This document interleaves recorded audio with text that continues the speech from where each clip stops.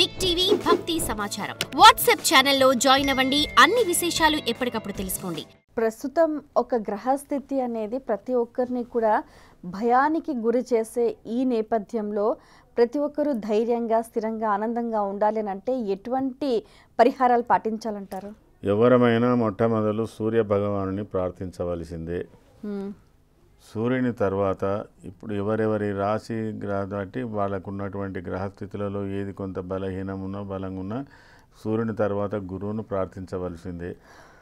కొంత వాళ్ళ ఇష్టదైవాన్ని ప్రార్థించుకోవాల్సిందే నాకు తెలిసినంత వరకు. ఇక దీనికి యజ్ఞాలు యాగాలు జపాలు తపాలు అనేది దశాపరంగా ఏదన్నా భిన్నంగా ఉంటేనే తప్ప ఈ మామూలు గోచారానికి పెద్దగా చేసుకోవాల్సిన అవసరం ఏం లేదమ్మా. ఎందుకంటే ఒకడు ఇప్పుడు బాగాలేకున్నా ఎవడో తెల్లారి వరకు ఇంకోటి అనుకూలం అవుతూనే ఉంటాడు. అట్లా ఆ విధంగా ఉంది. కాబట్టి కొంతవరకు ఈ కాలసర్ప యోగం జూలై వరకు అన్ని రాసుల వాళ్ళు, అందులో ఎక్కువగా ఇప్పుడు కన్యా రాశి నుంచి మీ కుంభరాశి వరకు ఉన్న వాళ్ళకి, మీనం నుంచి కన్యా రాశి వాళ్ళు ఉన్న వాళ్ళకి అన్ని గ్రహాలు ఒకవైపు అయితే వీళ్ళకంత గ్రహాలు ఏం లేకుండా శూన్యంగా ఉంటారు వీళ్ళు. ఇంకా వీళ్ళు కొద్దిగా ప్రత్యేకంగా ఏదైనా చేసుకుంటే మంచిదే. ఇప్పుడు ప్రస్తుతం రాహు దశ నడుస్తున్న వాళ్ళ పరిస్థితి ఏంటంటారు? అంటే ఇప్పుడు రాహు దశ నడుస్తుంది, ఇప్పుడు రాహు మారుతున్నాడు, ఆ ప్రభావం వారిపైన ఇంకా తీవ్రంగా ఉంటుందంటారా? నేను రాహును కూడా మేమేం భయపెట్టిస్తలేను. రాహు కూడా యోగకారకుడే. అవయోగం చేయడంలో ముందు ఉంటాడు, యోగం చేయడంలో కూడా ముందు ఉంటాడు. మనం ఆయన చిన్న మనిషిగా తీసి పారేయడానికి వీల్లేదు. రాహు దిశలో కొద్దిగా జాగ్రత్తగా ఉండవలసినటువంటి అంతర్దశలు ఉన్నటువంటి వాళ్ళు రాహులో శని, రాహులో కుజుడు, రాహులో కేతువు, చివరి దశలో రాహులో చంద్రుడు నడిచేవాళ్ళు కొంత జాగ్రత్తగా ఉండాలి. వాళ్ళు మంచి రెమెడీస్ చేసుకోవాలి. ఆ జాతకంలో రాహు ఎక్కడున్నా సరే కానీ ఆ దశలు నడుస్తున్నప్పుడు దాని ప్రభావం చూపిస్తుంది అన్నమాట. ఈ గజకేసరి యోగం అనేది ఎటువంటి ఫలితాలను అందిస్తుంది అంటారు? సహజంగా ఈ గజకేసరి యోగం గురువు చంద్రుడు కలయిక గజకేసరి యోగం అని అంటూ ఉంటారు. నెలకోసారి ఈ యోగం ఏర్పడుతుంది, 2 రోజులు ఉంటుంది. 2 రోజులే మరి చంద్రుడు గురువుతో ఉన్నంత వరకే కదనమ్మా యోగం ఏర్పడేది. అంటే ప్రతి నెలకు 2 రోజులలో గజకేసరి యోగం ఉన్నోళ్ళు పుడుతున్నారని అనుకోవాలి. సరే, కలిసి ఉండడంలో చంద్రుడు గురువు కలిసి ఉంటాడు. చంద్రుడు గురువు సమసప్తకంలో కూడా గజకేసరి యోగాలు ఉన్నాయి.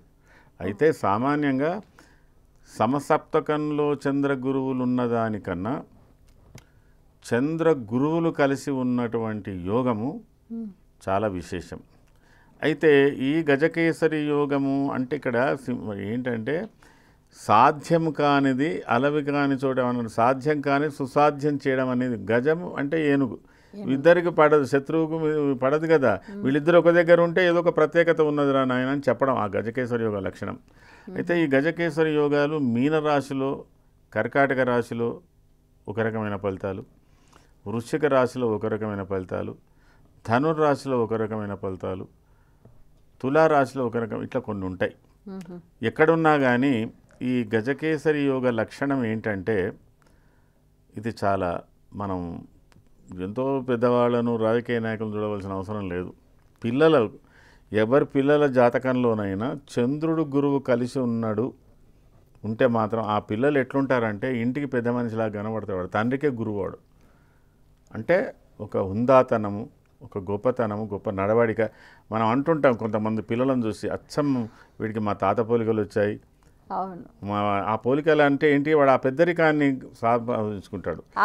ఆపాదించుకుంటాడు. ఆ గజకేసరి యోగంలో ఆ నడవడిక, ఆ హుందాతనము, ఆ తర్వాత సహృదయత అందరిగా ఇంచుమించు ఈ గజకేసరి యోగాలు ఉన్నోళ్ళంతా బ్లడ్ గ్రూప్ నేను అనుకుంటా ఓ ఉంటుందని నేను అనుకుంటా. ఓ గ్రూప్ బ్లడ్ గ్రూప్ అందరికి పనికొస్తుంది కదా.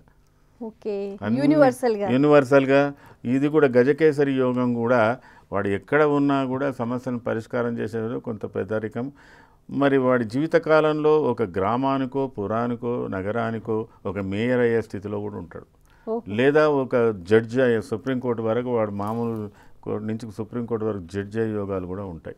ఒక పెద్దరికం, ఒక సమస్య పరిష్కారం చేసేవాడు వాడిని ఆశ్రయి, వాడికి చిన్నతనం నుంచి ఉంటుందండి. వాడు అటైన్మెంట్ చేసుకునే తర్వాత వాడి విద్యలు, వాడి కథ. కానీ వాళ్ళకి ఏంటంటే సామాజిక స్పృహ ఎక్కువ ఉంటుంది. సామాజిక స్పృహ ఉన్నవాళ్ళు దాంట్లో ఆ యోగంలో ఎక్కువగా ఉంటారు. ఇంకొకటి సర్వమత సామరస్యం అని మాట్లాడే వాళ్ళ లక్షణాలు అందులోనే ఎక్కువ కనబడతాయి. అట్లా గజకేసరి నేను కొంతమంది విభిన్నంగా క్రిస్టియానిటీ అండ్ ముస్లిం జాతకాలలో కూడా ఈ చంద్రగురువులు ఉన్న చూస్తే వాళ్ళు అట్లా మాట్లాడారు. నాకు అంత అదే ఆ యొక్క యోగం చాలా గొప్పది. ఇది సామాన్యంగా చంద్రుడు 27 రోజులలో ఎప్పుడో ఒకసారి గురువుతో కలుస్తాడు కదా. ఆ గురువుతో కలిసినప్పుడు ఆయన ఒక నక్షత్రం ఉంటాడు కదా. ఆ సందర్భంలో పుట్టినటువంటి వాళ్ళు ఏ రాశిలో ఉండని, ఎక్కడైనా ఉండని, ఏ లగ్నంలోనూ పుట్టని ఇంచుమించుగా. అయితే ఈ గురు చంద్రుల యోగం అష్టమంలో ఉన్నప్పుడు కొద్దిగా ఇబ్బందికరంగా ఉంటుంది. అంటే వారి జన్మతో అష్టమ స్థానంలో గురుచంద్రుల యోగం ఉంటే గౌరవ మర్యాదలకు ఇబ్బంది లేదు, కానీ అనారోగ్యాలకు ఇబ్బంది, గ్యాస్ట్రిక్ ట్రబుల్, తర్వాత చిన్నపాటి సర్జరీసు, తర్వాత కొద్దిగా వ్యక్తిగత జీవితంలో శారీరక బలహీనతలు పొందేటువంటి లక్షణాలు ఉన్నాయి ఆ యోగ లక్షణం. For more videos like this, subscribe Big TV channel.